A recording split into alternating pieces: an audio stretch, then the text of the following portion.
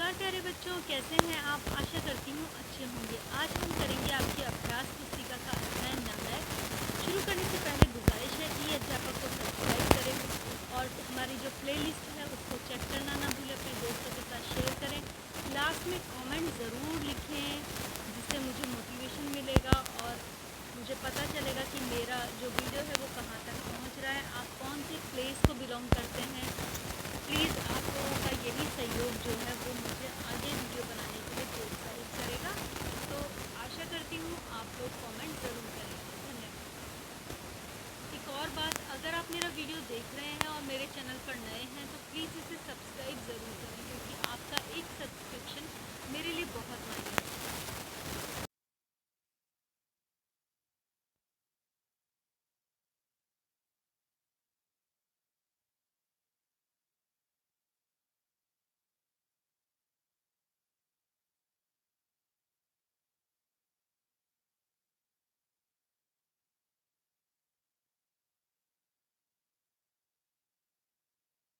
और 1923 को गाजीपुर जिले के सोनवानी नामक गांव के किसान परिवार में हुआ था।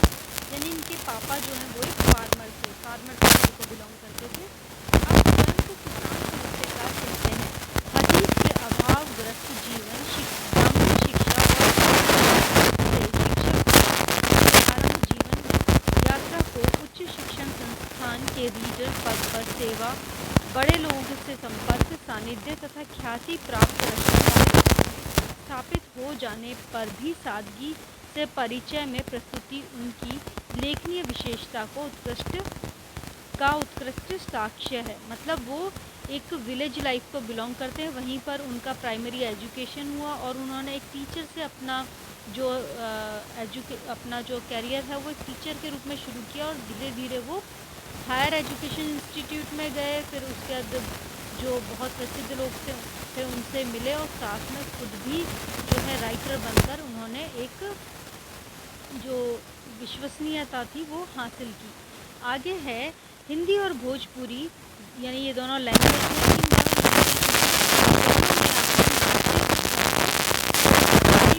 को आधिकारिक रूप से उठाया और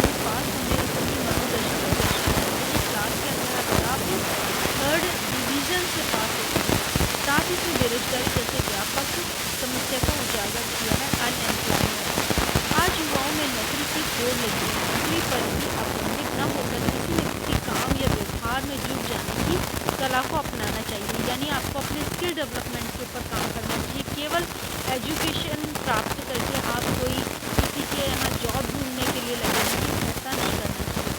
अंकों के आधार पर नहीं बल्कि प्रतिभा के आधार पर ही उनको सही चांस मिले, इस विचार को ध्यान में रखकर विभाग का चयन किया गया। अब लेसन शुरू होता है। जनवरी में एक दिन शीतलहर के चांटे बरस रहे, यानी जनवरी जो मंथ है उसके अंदर बहुत ज़्यादा ठंड पड़ रही है। कूल था बहुत वेदर।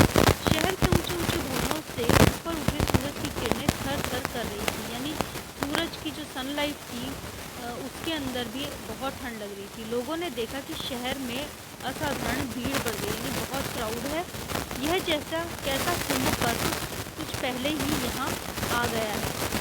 अथवा स्वर्गीय जवाहरलाल नेहरू जैसा कोई नेता शहर में नहीं आया है, अथवा पाकिस्तान से शरणार्थी आ गए, अथवा मिट्टी का तेल बचने वाला है। ये कैसे देहाती घुसपैठी शहर की शांति सड़कों को हलचल में डुबोने लगी।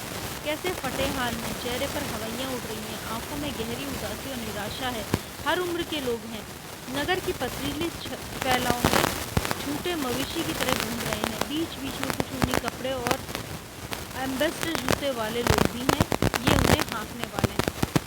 कोई बोल रहे हैं कि जनवरी मंथ के अंदर उनका जो भी शहर है, जो भी टाउन के अंदर वो रहते हैं, वहाँ पर अचानक से बहुत क्राउड आ गया है, जिसके अंदर हर उम्र के बच्चे हैं। तो उन्होंने सोचा कि ये जैसे कुंभ कोई मेला होता है, कुंभ का मेला होता है, वहाँ पे ऐसे क्राउड आ जाता है एकदम से, या फिर कोई बहुत फेमस कोई पॉलिटिशियन आ जाए, या फिर पार्टीशन के टाइम में जैसे लोग आए थे, या फिर आपको कोई राशन का कुछ मिलने वाला है।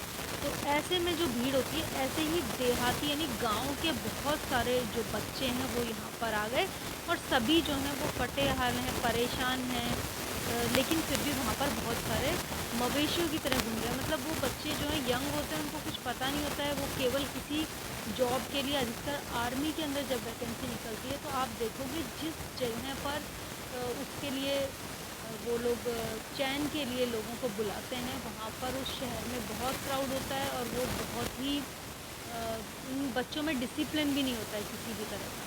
बाद में पता चला कि आज जिला परिषद में प्राइमरी स्कूल के लिए अनग्रेडेड अध्यापकों का चुनाव है। तो यहाँ पे टीचर्स के लिए वैकेंसी निकली है, 300 अध्यापक चुने जाएंगे, 300 की वैकेंसी है, एंड 10,000 उसके लिए कैंडिडेट आ गए हैं। प्रति उम्मीदवार लगभग 5 से 6 सिफारिशें करनी होती हैं। मतलब हर एक कैंडिडेट के पीछे वो लोग सोचते हैं कि आप किसी से सिफारिश करवा दोगे, किसी से बुलवा दोगे बड़े आदमी से, तो आपको जॉब मिल जाएगी, ऐसा है। दर्शक भी काफ़ी हैं, और सब मिलकर एक मेला उतर आया है। मतलब उनके साथ और भी बहुत से जो दोस्त वगैरह हैं वो आ गए हैं। तो टोटल हम देखेंगे तो उस शहर के अंदर बहुत अधिक क्राउड हो गया है। मेरे यहाँ एक उम्मीदवार और उसके 4 सिफारिशी पहुँचे, तो मैं इस तरह की बात, तो जैसे मैं ही चेयरमैन साहब हूँ, मैंने पूछा आपका उम्मीदवार किस डिवीज़न में पास है? 3rd डिवीज़न उत्तर मिला। 3rd डिवीज़न हाई स्कूल में पास है, मतलब 12th से 3rd डिवीज़न से किया है। क्या वह हरिजन यानी SC को बिलोंग SC कास्ट को बिलोंग करता है? क्या वह स्वतंत्रता का सेनानी का आश्रित है, मतलब कोई फ्रीडम फाइटर है, उससे कोई रिलेशन है? क्या वह सीमा पर तैनात सैनिकों का पुत्र है, यानी उसके यहाँ पे कोई आर्मी में है? नहीं है, सब तो कुछ नहीं है। तब कैसे चले हैं उसे लेकर 3rd डिवीज़न के लिए दुनिया में कोई जगह नहीं है? आप ठीक कहते हैं, मगर 3rd डिवीज़न के लिए दुनिया में कोई जगह हो चाहे ना हो, पर स्कूल मास्टर की जगह तो रिजर्व ही समझिए। तो वो कह रहे हैं कि 3rd डिवीज़न में पास है, लेकिन स्कूल में टीचर बन सकता है। आप लोग गलत समझते हैं। जब शिक्षा की तरक्की हो जाएगी, योग्य लोग भर्ती किए जाएंगे, शिक्षा का स्तर गिर रहा है, अब उसे और नहीं गिरने दिया जाएगा। शिक्षा का स्तर तो आप नहीं गिरने देंगे, परंतु यह बताइए कि क्या आप चुनाव भी नहीं लड़ेंगे? अब तक मैं जैसे चेयरमैन साहब बना बोल रहा था, परंतु इस प्रश्न के बाद मेरी कुर्सी जैसे खिसक गई और मैं मास्टर होकर ज़मीन पर उतरकर बात करने लगा। बात देर तक हुई। अंत में मैंने कहा, चेयरमैन साहब से मेरा कोई ऐसा परिचय नहीं है कि मैं आपके उम्मीदवार की सिफारिश में चलूँ। इसके लिए आप लोगों ही काफ़ी हैं। हाँ, चलिए आपके साथ चल सकता हूँ। तो वो जो लेके आए हैं वो इसे सोच रहे हैं थोड़ा बड़ा आदमी है, अगर हमारे बच्चे की सिफारिश करेगा तो उसको टीचर लगा लेंगे। लेकिन वो कह रहे हैं कि आपका बच्चा खुद 3rd डिवीज़न में पास है, तो कैसे वो टीचर बनेगा? वो कह रहे हैं आप क्या कभी पॉलिटिक्स में नहीं आएंगे, कभी आप इलेक्शन नहीं लड़ेंगे? तो वो आदमी जो है ये भी सोच में पड़ जाता है, लेखक भी। जीवन में पहली बार सिफारिश का यह तरीका जाना। एक कागज़ पर उम्मीदवार का नाम, ग्राम, शिक्षा आदि लिखा गया, और उसके नीचे सिफारिश करने वालों ने अपने अपने हस्ताक्षर किए। कागज़ मेरी तरफ बढ़ाया गया, मैंने भी बलगम खुद कर दिया। बलगम मतलब उल्टी, है ना, वॉमिटिंग। तो उसने कहा कि मैंने भी अपना जो हस्ताक्षर है वो कर दिया। अब संक्षेप में आज का काम था वह कागज़ चेयरमैन साहब के हाथों में देना। चुनाव की कार्यवाही होने में 1 घंटे की देर थी। पता चला कि चेयरमैन साहब जिला परिषद में, और हम लोग पहुँच गए। तो उनका जो म्यूनिसिपैलिटी था उसके अंदर थे उनके चेयरमैन साहब, वो वहाँ पे पहुँच गए। लेकिन यह क्या, यह तो अद्भुत अपार जन सागर पहले से ही उमड़कर जमा हुआ है, यानी लोग पहले से ही सिफारिश करने पहुँच चुके हैं। प्रवेश द्वार से लेकर, एंट्रेंस से लेकर बाहर आंगन, लॉन, मैदान, चौक, सड़क, लगभग 3 फरलांग तक ठसाठस आदमी भरे हैं। जिधर देखे उधर मुंड ही मुंड, यानी सिर ही सिर दिखाई दे रहे हैं। किसी को पता नहीं हेड हैं, किसी को पता नहीं है कि क्यों खड़े हैं, बस खड़े हैं। चुनाव हो रहा है, जो पहले आए वो पहले से फाटक की ओर खड़े हैं, और जो बाद में उनके पीछे खड़े होते जा रहे हैं। जो आगे हैं उनका निकलना कठिन है। भीतर परिषद कार्यालय है जो बंद है। यही रहस्य है, सब समझते हैं कुछ हो रहा है, सब जमा है, और कहीं बाहर गए हैं, कोई इधर, कहीं कुछ हो ना जाए। तो इस तरह से कुछ लोग सिफ़ारिश के लिए आए, कुछ लोग इसलिए आए क्योंकि वहाँ पर इलेक्शन हो रहा है। बड़ी देर तक भीतर जाने का प्रयत्न किया मगर किसी प्रकार की सफलता नहीं मिली, तो उसी प्रकार हम लोग भी खड़े हो गए। पान, चाय, चाट, चिनिया बादाम, मिठाई की दुकान का सामान सुबह से ही चट हो गया। यानी सब लोग, इतने लोग हैं तो सब जो आस-पास के छोटे-मोटे शॉप थे रिफ्रेशमेंट के, वो सब खाली हो गए। नए स्टॉक लाने के लिए शहर की ओर दौड़े। फुटपाथ पर बैठे हाथ देखने वाले ज्योतिषी शकुन शकुन निकालने वाले पंडितों की चल निकली। सड़क बंद हो गई, रिक्शे घूम कर दूसरी ओर से जाने लगे। मतलब इतना अधिक क्राउड है कि जो व्हीकल्स हैं ट्रांसपोर्टेशन के, उनको भी बहुत दूर से घूमकर आना पड़ रहा है। देश का विकास, शिक्षा की उन्नति, जनता का नव जागरण, पंचवर्षीय योजनाओं की सफलता, बेकारी की रोकथाम और सच्चे स्वराज की झांकी सड़कों पर साक्षात दृष्टिगोचर होने लगी। तो देश का डेवलपमेंट हो, चाहे एजुकेशन का डेवलपमेंट हो, लोगों के अंदर जैसे नई जागृति आ गई है, कोई भी 5 ईयर प्लान है वो बहुत अधिक सफल हो गया है, बेरोजगारी जो अनएम्प्लॉयमेंट ख़त्म हो गया है, और एक सच्चा स्वराज जो है वो सड़कों के ऊपर अभी दिखाई देने लगा। टोटलिटी में क्राउड बहुत है। इसी समय अत्यंत गुप्त रूप से ज्ञात हुआ कि चेयरमैन साहब अभी अपने बंगले पर हैं, मतलब वो अपने घर पे ही हैं अभी। उम्मीदवार को वहाँ छोड़कर हम चल पड़े, यानी जिस बच्चे की सिफारिश करने आए थे उसको वहीं पे छोड़ दिया। पता लगा कि अब फतह हुई, परंतु यहाँ का मोर्चा और कड़ा निकला। जितनी भीड़ जिला परिषद के कार्यालय पर थी उससे दूनी भीड़ यहाँ पर थी, यानी उनके घर पर भी बहुत क्राउड है। मैदान में लोग बिना बाल के ज्वार बाजरे की ठाठ की तरह खड़े हुए हैं, यानी वहाँ पर भी पैर रखने की भी जगह नहीं है। उसी तरह की बातें हो रही जिस तरह चुनाव पर्व में पोलिंग स्टेशनों पर होती हैं। अधिकांश लोगों के हाथ में बैलेट पेपर की तरह सो, सो, सिफारिश का कागज़ जो है वो शोभा दे रहा है। सबकी दृष्टि बंगले के फाटक पर लगी है जहाँ पर वो चेयरमैन साहब रहते हैं। बंगला मतलब उनकी विला। जैसे रोज़ वाले मुसलमान भाई ईद के चांद की तरह टकटकी लगाए रहते हैं। सभी लोग आगे जाना चाहते हैं, परंतु आगे जमा हुए लोगों का जमाव इतना अधिक सघन है कि अकल काम नहीं करती है। यह सभी उसी प्रकार है जैसे पैदा हुए पर जन्मे लोगों की अगली कतार पीछे वाले की चोंच नहीं डूबने देती है। इसी समय 2 गाड़ी पुलिस आ गई। शायद भीड़ को नियंत्रित करने के लिए फ़ोन किया गया था। लाउड स्पीकर पर सुनाई दिया, सज्जनों, ज्ञात हुआ है कि आप लोग 3rd डिवीज़न की सिफारिशी हैं। आप लोगों को बहुत समझाया गया कि सिफारिश से काम नहीं चलेगा, परंतु आप लोग मानते नहीं हैं। अब स्कूल मास्टर के लिए 3rd डिवीज़न्स नहीं लिए जाएंगे। यदि आप लोग बिना उस सिफारिश कागज़ को दिए टलने वाले नहीं हैं तो दे दीजिए। 50 व्यक्ति खांची लेकर तैनात किए जाएंगे, इन्हीं खांचियों में डालने। मतलब उन्होंने कहा है कि 50 लोग, 50% जो हैं वो डब्बे लेके खड़े होंगे, उस डब्बे में आप अपने सिफारिश का जो पर्चा है वो डाल दें। पुलिस की सहायता से खांचियों में कागज़ डालने का कार्य संपन्न हुआ। देखते ही देखते सब खांचियाँ भर गई, सारे डब्बे फुल हो गए।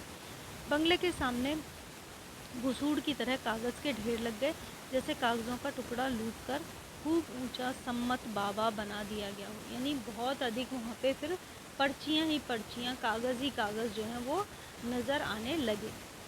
अब असली किस्सा सुनिए। वहाँ से हम लोग जिला परिषद में लौट रहे थे, तब तक हम लोगों का वह उम्मीदवार उधर से दौड़ता हुआ मिल गया। वह बहुत उत्तेजित था। सुबह का सिकुड़ा हुआ बालक अब तनकर जवान की तरह लग रहा था। उसका मुंह लाल हो गया था और रोवे फड़क रहे थे। उसने कहा, यह देखिए साहब, लोग कहते हैं कि 3rd डिवीज़न नहीं लिए जाएंगे। क्यों नहीं लिए जाएंगे? इससे ज़्यादा वोट होगा कि वह लिया जाएगा। हम लोग 1st और 2nd डिवीज़न वालों के खिलाफ आंदोलन करेंगे। ये लोग हम लोगों का हक मार रहे हैं। हम लोग मीटिंग करने जा रहे हैं। यह कहकर वह भाग खड़ा हुआ और जैसे गोबर बारूद हो गया हो। तो यही बच्चा जो है सुबह एकदम सहमा सा कुचाया सा खड़ा था, और अभी जब उन्होंने कहा कि 3rd डिवीज़न वाले बच्चों को नहीं लेंगे तो वो एक तरह से आंदोलन के लिए मीटिंग कर रहे हैं सब लोग मिलके। लड़का है, कहीं कुछ गलत ना कर दे, इसीलिए हम लोग भी उधर लपके। कुछ दूर आगे बढ़ने पर देखा कि एक भारी भीड़ हूँ करती हुई पश्चिम की ओर सड़क पकड़कर भागती चली जा रही है। कुछ लोग 3rd डिवीज़न जिंदाबाद के नारे लगा रहे हैं, कुछ लोग परिषद के अधिकारियों के विरुद्ध बकझक कर रहे हैं। एक लड़के के द्वारा ज्ञात हुआ कि शहर से बाहर जहां पुलिस और सीआईडी वाले नहीं पहुंच सके हैं, उन लोगों की कॉन्फ्रेंस होगी यानी मीटिंग होगी, वहां उसमें अत्यंत आवश्यक प्रस्ताव पास किए जाएंगे। ये सब लोग जो जा रहे हैं सभी 3rd डिविजन्स हैं। लगभग 1.5 मील की दूरी पर नदी के किनारे एक बगीचे में सब लोग एकत्र हुए। एक काली माई का टूटा हुआ चबूतरा मंच का कार्य कर रहा था, जिस पर खड़े होकर युवक ने कहा। तो सारे जो लोग हैं 3rd डिवीज़न वाले वो सारे इकट्ठे हुए, उन्होंने मीटिंग की और मीटिंग के अंदर इस चीज़ का विरोध करना चाहा कि उनको भी टीचर की भर्ती में लिया जाए। दोस्तों, घास पर, पेड़ पर, मेड़ पर, डाल पर, ज़मीन पर, जिसे जहाँ जगह मिली वहाँ पर बैठ गया। आज हम 3rd डिविजन्स कॉन्फ्रेंस में करो या मरो का नारा लाएंगे और जीवन का संकल्प लेंगे। अब तक हम लोग मौत का, नरक का जीवन जीते आ रहे हैं। सारी दुनिया हमें धक्का देती है, हमारे लिए हर जगह दरवाजे बंद हैं। जैसे हम आदमी नहीं बैल हैं यानी बुल हैं।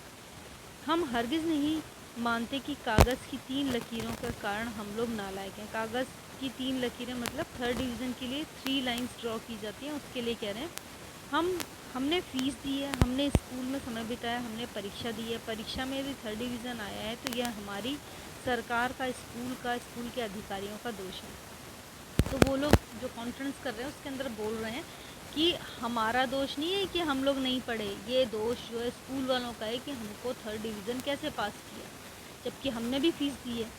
हम उनसे पूछना चाहेंगे कि आखिर हमारा 3rd डिवीज़न क्यों आया, हमारा जो नुकसान हुआ उसका ज़िम्मेदार कौन है। हम लोग उस वक्त संस्थानों और लोगों पर मुकदमा दायर करेंगे और हर्जाना लेंगे। तो वो लोग कह रहे हैं कि हमें 3rd डिवीज़न दिया है, जबकि हमने भी फ़ीस दी, हम भी स्कूल गए, हम भी पढ़े, तो हम जो है वो इंस्टीट्यूट्स या वो स्कूल्स जिनके अंदर हम पढ़े हैं उनके ऊपर हम मुकदमा करेंगे, कोर्ट केस करेंगे। हम लोग फर्स्ट क्लास के आदमी हैं। हम लोगों को जिन्होंने 3rd क्लास का बनाए हुए अपराधी हैं, चोर हैं, ये लोग आज उल्टा चोर कोतवाल को डांटे की कहावत चरितार्थ कर रहे हैं। हम लोगों को नौकरी के लिए नाक रगड़नी पड़ती है, दो चार लोगों को खर्चा वर्चा देकर साथ लाना पड़ता है, मतलब बहुत सारी रिश्वत देनी पड़ती है। इस प्रकार भी दुत्कार, खिलवाड़ नहीं, यह प्रजातंत्र है यानी डेमोक्रेसी है, तो सबको समान अधिकार होना चाहिए।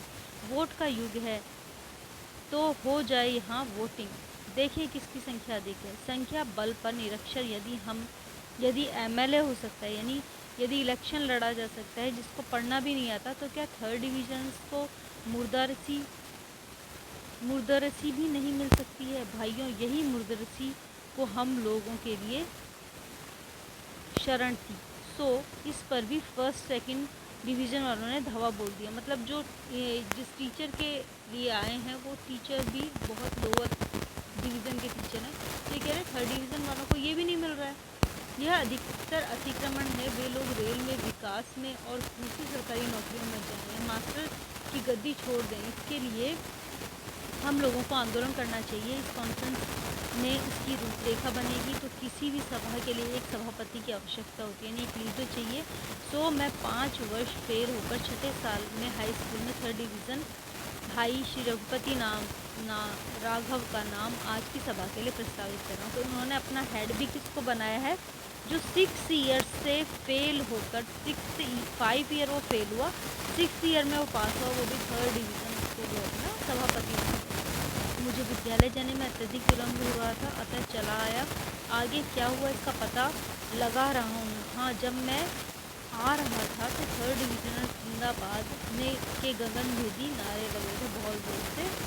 एक नारा बहुत देर तक दोहराया गया, किसको मिले mastery chance 3rd division matric pass. तो ये इन्होंने स्लोगन भी बना दिया कि किसको टीचर बनाना है जो 3rd डिवीज़न में मैट्रिक पास किया उन लोगों को। लेकिन इस का जो व्यंग के रूप में लिखा हुआ है और इसका